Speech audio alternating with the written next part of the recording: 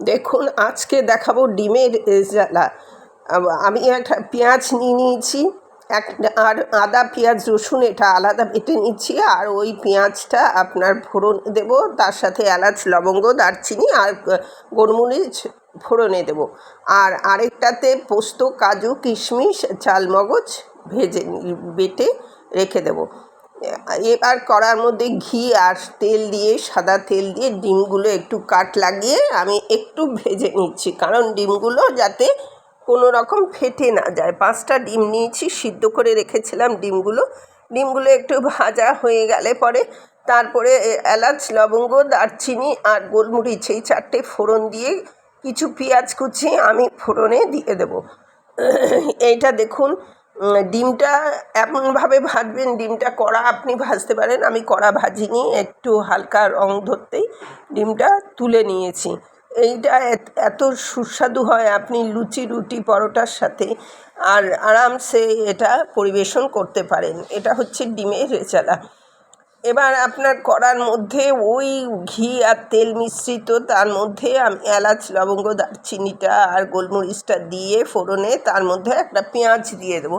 পেঁয়াজটা একটু ভাজা হলে পরে তার মধ্যে পেঁয়াজ আদা রসুন বাটাটা দিয়ে দেবো। বাই দ্য ওয়ে, আমি নূপুর, আপনারা দেখছেন smile with Nupur and Tania. Please একটু সাবস্ক্রাইব করে দেবেন, বেল আইকনটা টিপতে ভুলবেন না, লাইক শেয়ার করে দেবেন। আবার ফিরে এলাম রান্নায়।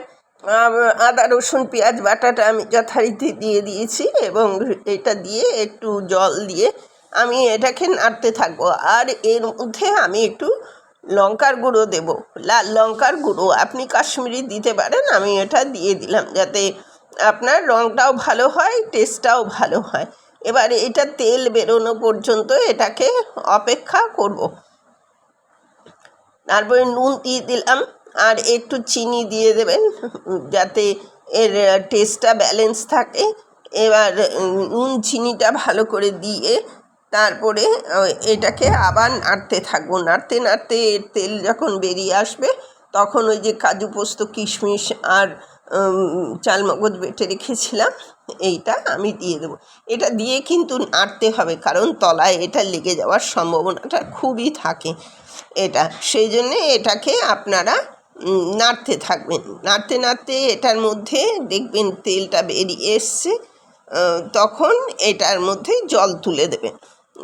জলটা আপনি আপনার ইচ্ছা মতো দেবেন, এটা তো আর সাঁতার কাটা জল নয়, অল্প পরিমাণেই জল দেবেন। একটু ঝোল রাখতে চান একটু ঝোল রাখতে পারেন, আর না রাখতে চান ড্রাইও করতে পারেন। এটা অত্যন্ত সুস্বাদু হয়, একটু কষা কষা থাকলে ভালোই লাগে। এই জিনিসটা বাটিটা ধুয়ে আমি জলটা দিয়ে দিলাম আর ডিমগুলো ওর মধ্যে দিয়ে দিলাম। ডিমগুলো দিয়ে আবার নাড়াচাড়া করে এটাকে কষতে থাকলাম। এটাকে তলায় যাতে লেগে না যায়, যেহেতু কাজু আছে, তলায় যাতে লেগে না যায় সেটাকে আপনাকে সবসময় এই ব্যাপারটাকে একটু খেয়াল রাখতে হবে।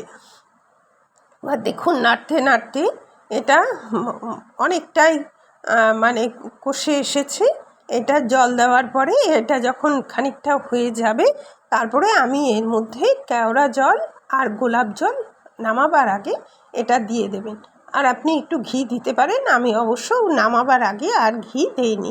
এটা হয়ে গেছে, রেডি টু সার্ভ। এর মধ্যে দেখুন কেওড়া জল আর গোলাপ জল আমি দিয়ে দিয়েছি। এবার দেখুন, এতক্ষণ আমার সাথে থাকার জন্য অশেষ ধন্যবাদ। এটা এর পরবর্তীতে দেখা হবে যে কোনো এপিসোডে যে কোনো রেসিপি নিয়ে। নিত্য নতুন রেসিপি পেতে আমার চ্যানেলটা একটু সাবস্ক্রাইব করে রাখুন, বেল আইকনটা টিপতে ভুলবেন না। পরবর্তীতে আবার দেখা হচ্ছে যে কোনো রেসিপি।